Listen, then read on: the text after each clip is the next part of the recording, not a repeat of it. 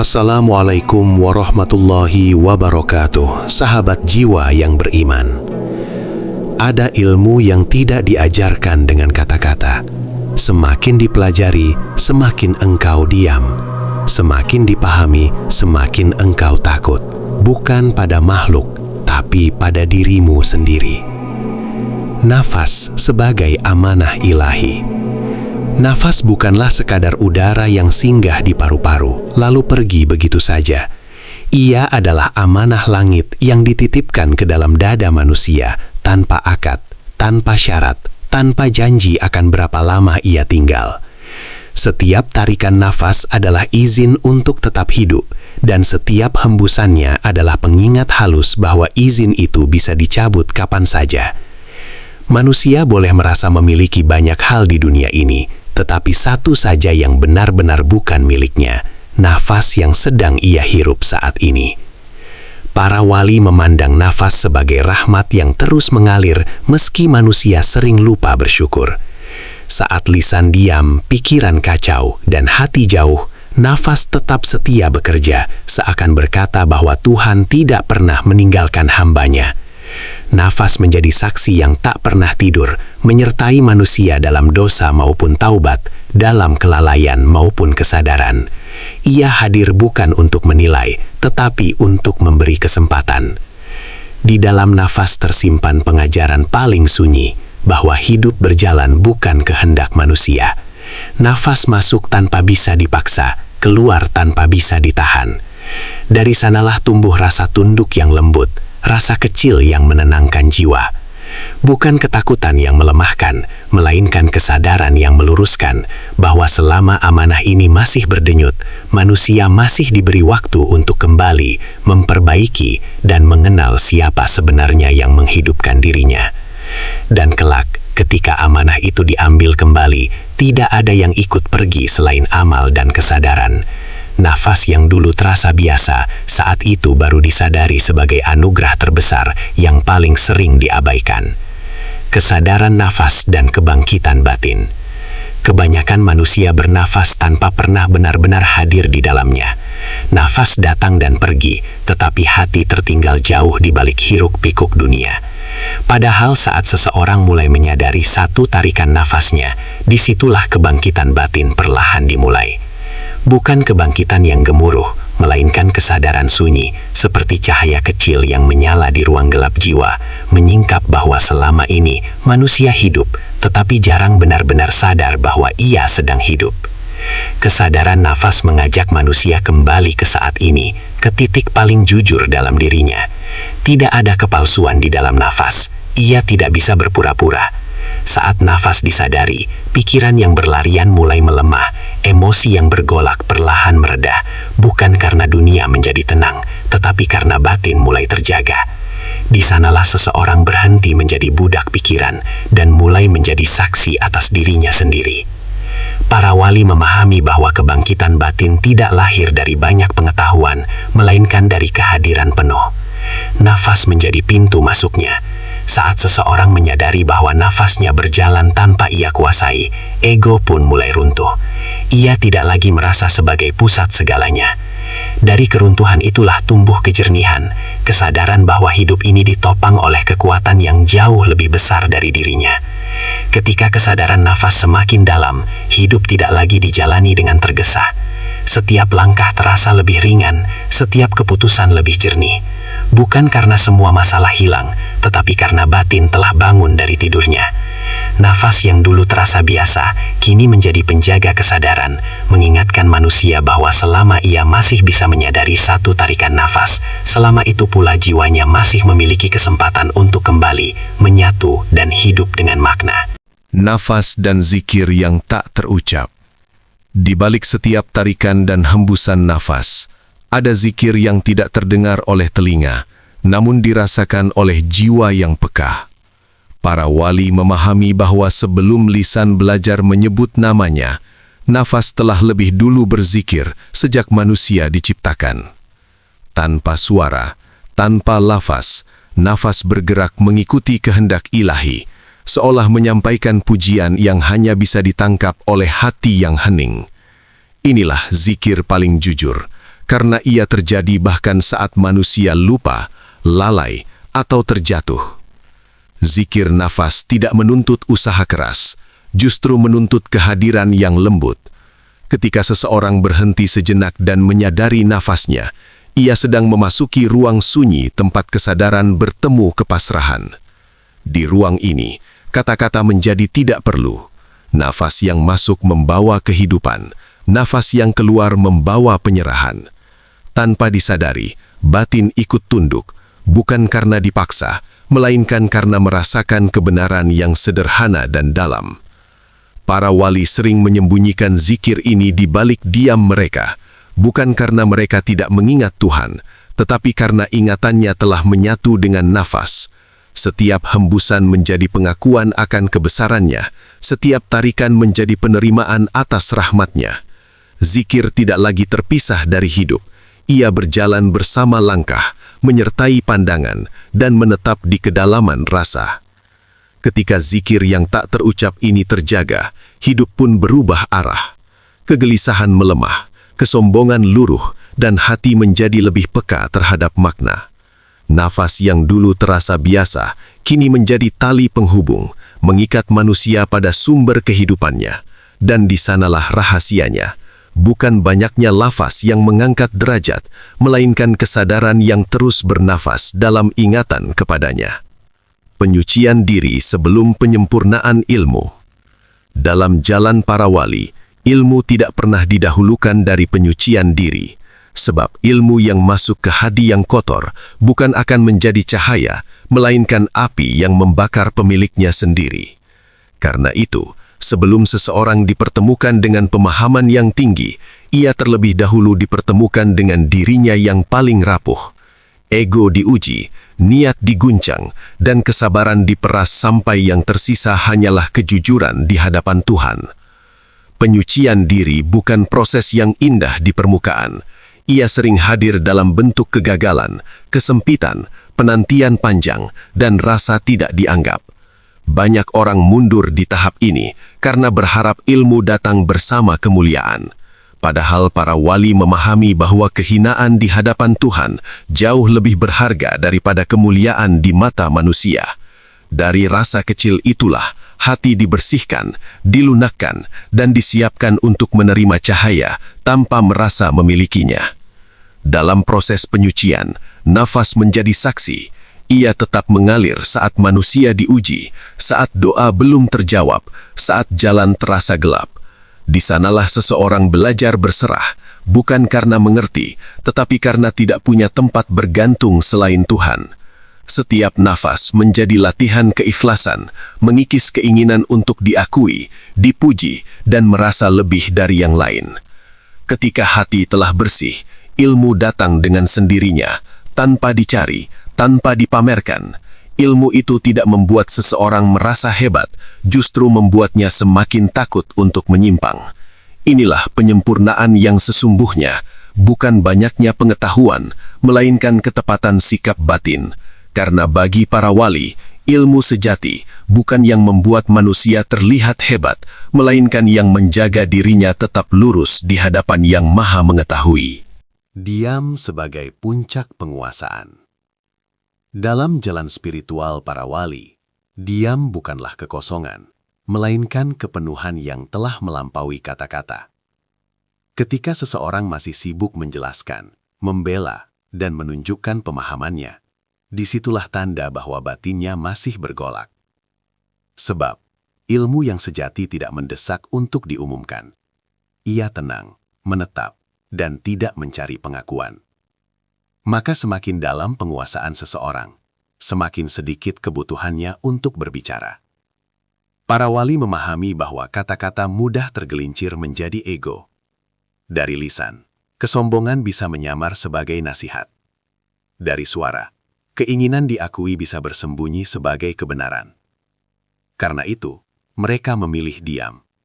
Bukan karena tidak tahu, tetapi karena mengetahui batas antara hikmah dan nafsu.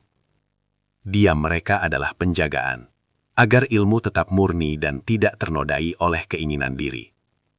Dalam diam, nafas menjadi guru yang paling setia. Tanpa suara, ia mengajarkan ritme kesabaran dan kepasrahan. Diam yang disertai kesadaran bukanlah pasif, melainkan penuh pengamatan. Hati bekerja, rasa terjaga, dan jiwa menyimak tanda-tanda kehidupan. Di titik ini, seseorang tidak lagi bereaksi secara impulsif, tetapi merespons dengan kejernihan yang lahir dari kedalaman batin. Inilah puncak penguasaan. Saat seseorang tidak lagi merasa perlu menguasai apapun.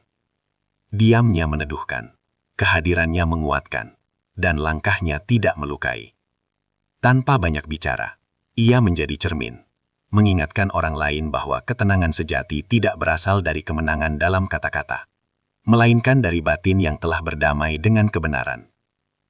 Nafas dan kepasrahan total. Pada puncak pemahaman, nafas tidak lagi dirasakan sebagai sesuatu yang diatur, melainkan sesuatu yang mengatur diri. Di sanalah kepasrahan total mulai tumbuh. Manusia menyadari bahwa ia tidak pernah benar-benar mengendalikan hidupnya. Nafas masuk tanpa ia undang, keluar tanpa ia izinkan. Kesadaran ini perlahan meruntuhkan rasa memiliki, menggantinya dengan rasa tunduk yang lembut. Tunduk bukan karena kalah, tetapi karena mengerti. Kepasrahan total bukan sikap menyerah pada keadaan, melainkan penerimaan penuh terhadap kehendak ilahi. Nafas menjadi pengingat paling jujur, bahwa hidup berjalan karena rahmat, bukan karena rencana. Saat seseorang berhenti melawan alur kehidupan, dan mulai selaras dengannya, batin menemukan ketenangan yang tidak bergantung pada hasil. Tidak semua keinginan terpenuhi, tidak semua doa segera terjawab, namun hati tetap tenang, karena ia tahu siapa yang memegang kendali. Para wali hidup dalam kepasrahan seperti ini. Mereka berjalan tanpa beban berlebihan, karena tidak lagi memikul apa yang bukan tugasnya.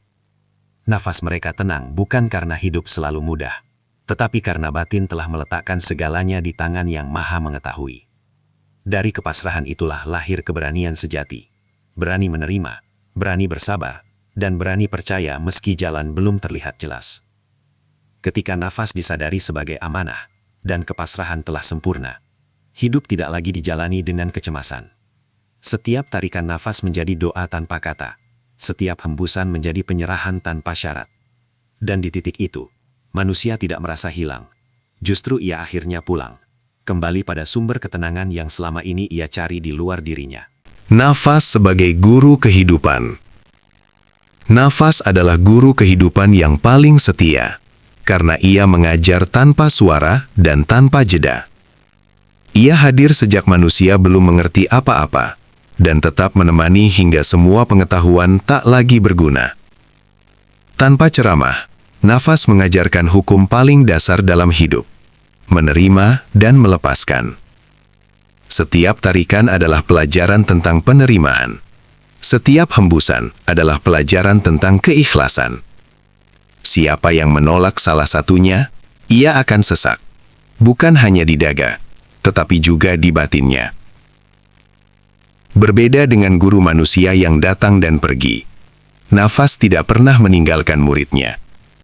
Dalam senang maupun susah, lapang maupun sempit, ia tetap menjalankan tugasnya dengan sabar. Dari kesetiaan itu, manusia diajak belajar tentang ketekunan dan ketundukan pada ritme kehidupan.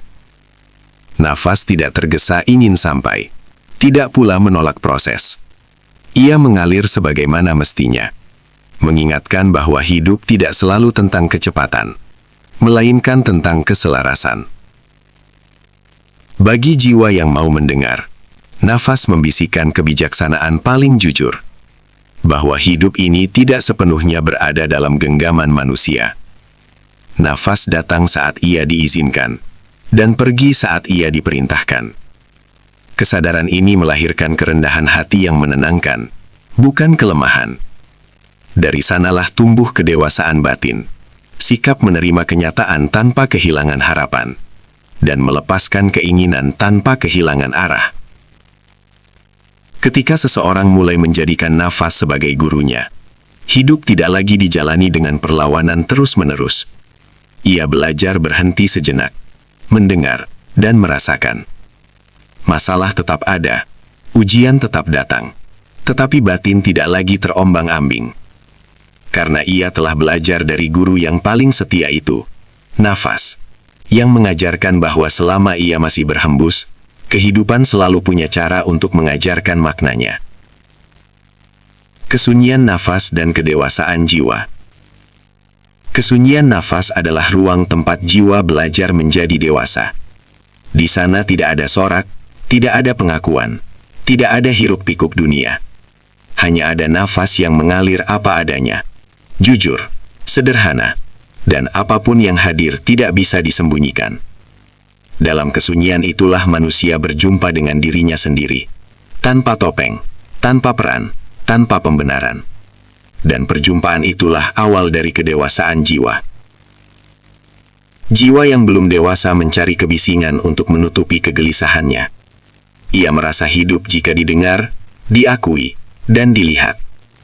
Namun jiwa yang mulai matang justru menemukan ketenangan dalam sunyi. Nafasnya menjadi tenang, bukan karena dunia telah jinak, tetapi karena batinnya telah belajar berdamai. Kesunyian tidak lagi menakutkan, melainkan menjadi tempat pulang setelah lelah menghadapi hiruk kehidupan. Dalam kesunyian nafas, emosi tidak ditekan, tetapi disadari. Pikiran tidak dilawan, tetapi diamati. Dari pengamatan itulah kebijaksanaan tumbuh. Jiwa belajar bahwa tidak semua hal perlu ditanggapi, tidak semua perasaan perlu diikuti, dan tidak semua kebenaran perlu diumumkan.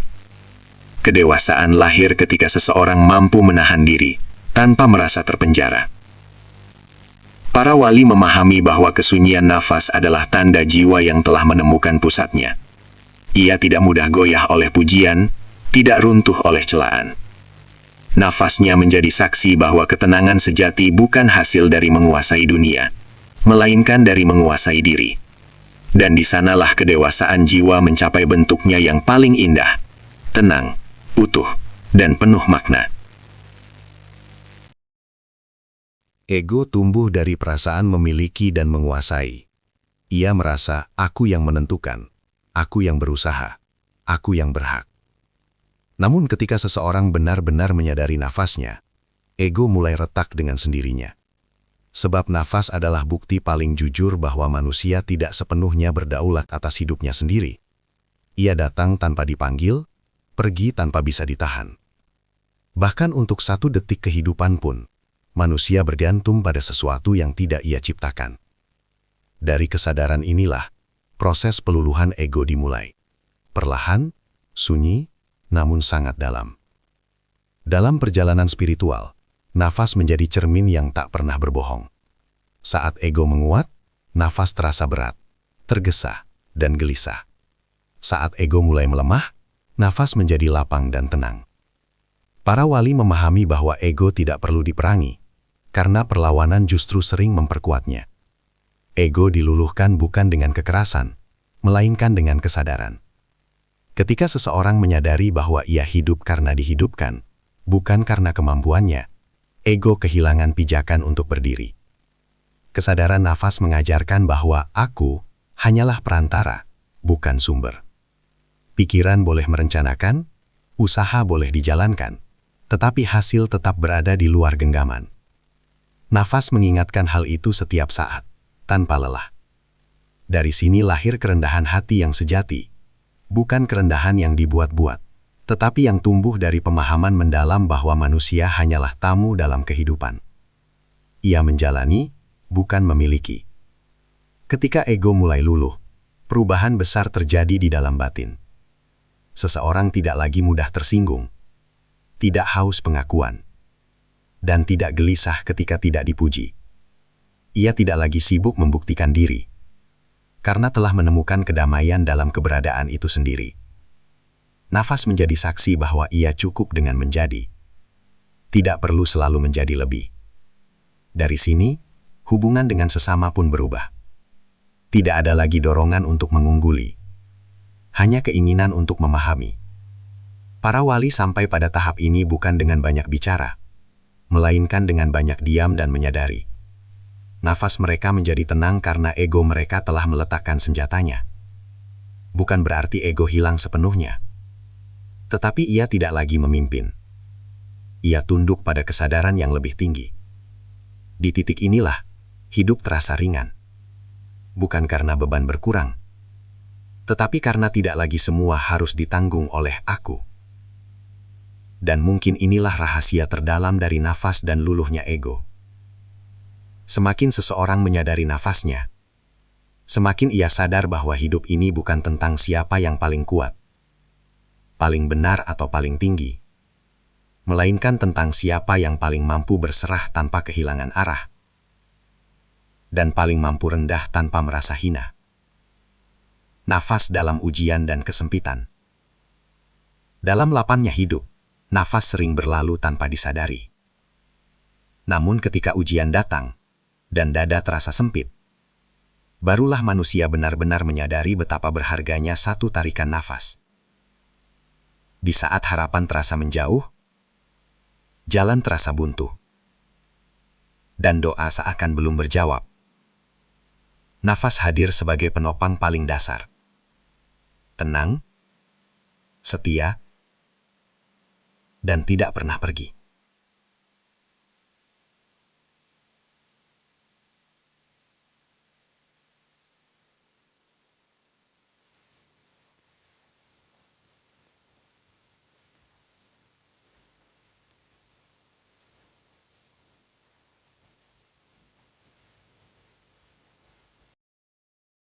Nafas dan kebeningan pandangan.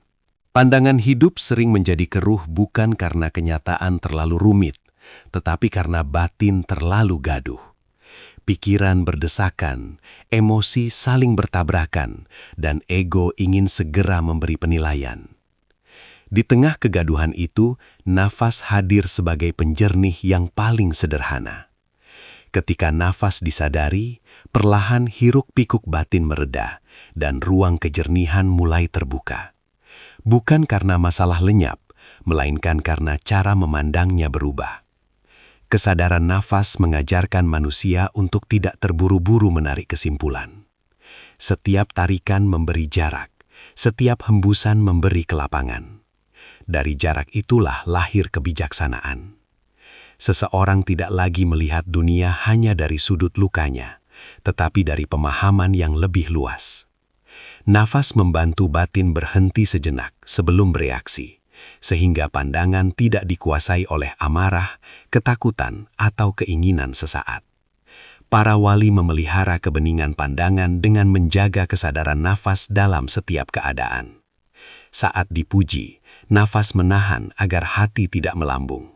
Saat dicela, nafas menenangkan agar jiwa tidak runtuh. Dengan cara ini, pandangan tetap jernih, tidak condong ke ekstrem manapun. Hidup dilihat apa adanya, tidak dilebihkan, tidak dikurangi. Inilah kebeningan yang melahirkan sikap adil, baik terhadap diri sendiri maupun terhadap orang lain. Ketika pandangan telah bening, keputusan pun lahir dari tempat yang jernih. Tidak reaktif, tidak emosional, dan tidak didorong oleh ego. Nafas menjadi penuntun halus yang menjaga arah langkah agar tetap lurus. Kesalahan masih mungkin terjadi, tetapi tidak lagi diiringi penyesalan berlebihan. Karena batin memahami bahwa hidup adalah proses belajar, bukan panggung pembuktian. Pada akhirnya, nafas dan kebeningan pandangan berjalan seiring. Nafas yang disadari melahirkan batin yang tenang, dan batin yang tenang melahirkan pandangan yang jernih. Dari kejernihan itulah hidup menemukan keseimbangannya. Tidak mudah goyah oleh perubahan, tidak silau oleh gemerlap, dan tidak gelap oleh ujian. Sebab ia melihat dunia bukan hanya dengan mata, tetapi dengan kesadaran yang bernafas penuh makna. Kembali ke nafas, kembali ke asal.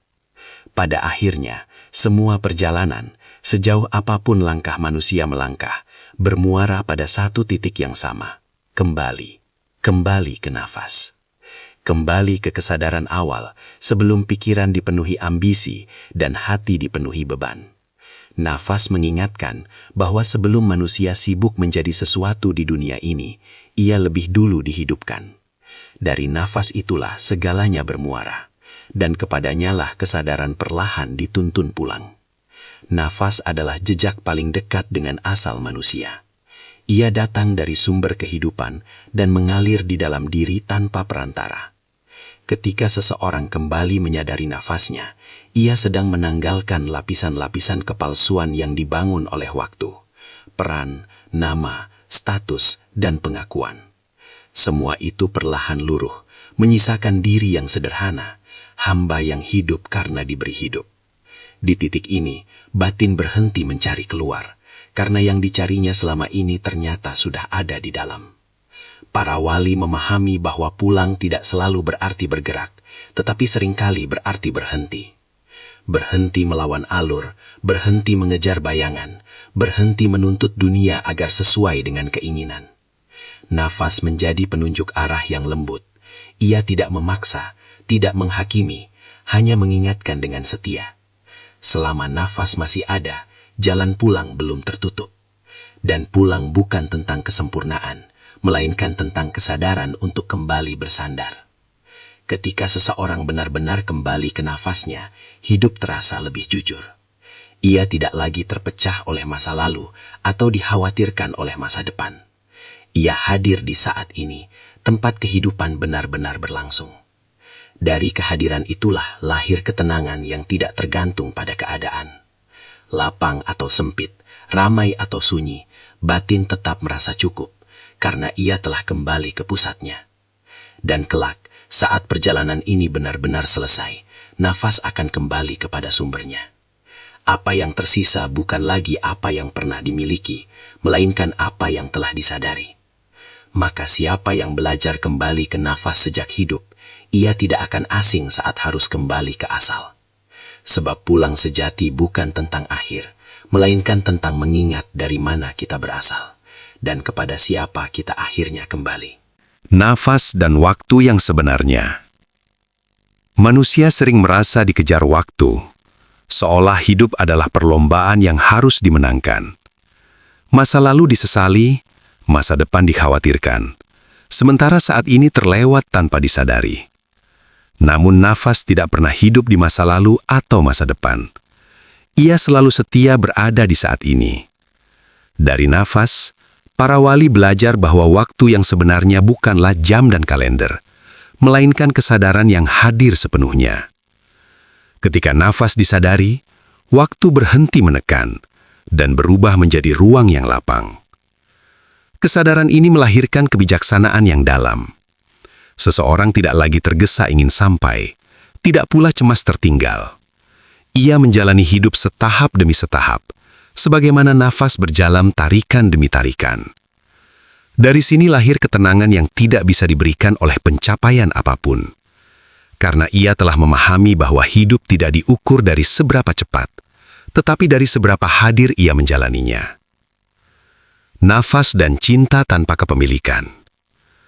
Pada tingkat terdalam, nafas mengajarkan tentang cinta yang paling murni, cinta tanpa menggenggam. Nafas tidak pernah menahan, tidak pernah memaksa tinggal lebih lama. Ia datang seperlunya, pergi seperlunya.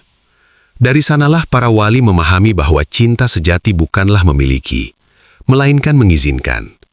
Mengizinkan hidup berjalan, mengizinkan orang lain menjadi dirinya, dan mengizinkan Tuhan menentukan arah. Ketika seseorang mencintai dengan kesadaran nafas, ia tidak lagi melekat berlebihan.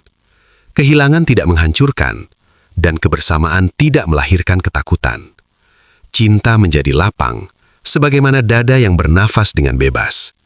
Inilah cinta yang menenangkan, bukan mengikat, yang menguatkan, bukan menguasai. Nafas mengajarkan bahwa segala sesuatu yang datang adalah titipan, dan segala yang pergi adalah pengembalian. Dari pemahaman inilah lahir kedamaian yang jarang goyah, karena ia mencintai tanpa merasa berhak memiliki. Pada akhirnya, seluruh perjalanan ini tidak membawa kita ke tempat yang jauh, melainkan mendekatkan kita kembali pada diri yang paling sederhana. Nafas yang sejak awal menemani, kini kita pahami bukan sekedar sebagai tanda hidup, tetapi sebagai sahabat yang menuntun dengan sabar, melewati lapang dan sempit, terang dan gelap, yakin dan ragu. Ia tidak pernah memaksa untuk mengerti, hanya mengajak untuk hadir. Jika suatu saat hidup terasa berat, Ingatlah bahwa kita tidak dituntut untuk memahami segalanya sekaligus. Cukup kembali ke nafas. Satu tarikan, satu hembusan. Di sanalah ketenangan selalu menunggu. Nafas mengajarkan bahwa kita boleh lelah, boleh berhenti sejenak, dan boleh tidak sempurna. Selama nafas masih berhembus, harapan belum ditutup, dan kasih belum ditarik kembali. Biarlah rangkaian bab ini tidak berhenti sebagai bacaan, tetapi menjadi pengingat lembut dalam keseharian. Saat langkah goyah, nafas menegakkan. Saat hati sempit, nafas melapangkan. Dan saat pikiran terlalu jauh melayang, nafas membawa kita pulang ke saat ini, ke kesadaran, ke asal. Semoga setiap nafas yang kita jalani setelah ini menjadi lebih jujur, lebih sadar, dan lebih penuh syukur. Tidak perlu tergesa menjadi siapa-siapa. Cukup menjadi manusia yang hadir sepenuhnya, berjalan pelan dan berserah dengan tenang. Karena di sanalah, dalam nafas yang sederhana, kehidupan menemukan damainya. Waalaikumsalam warahmatullahi wabarakatuh.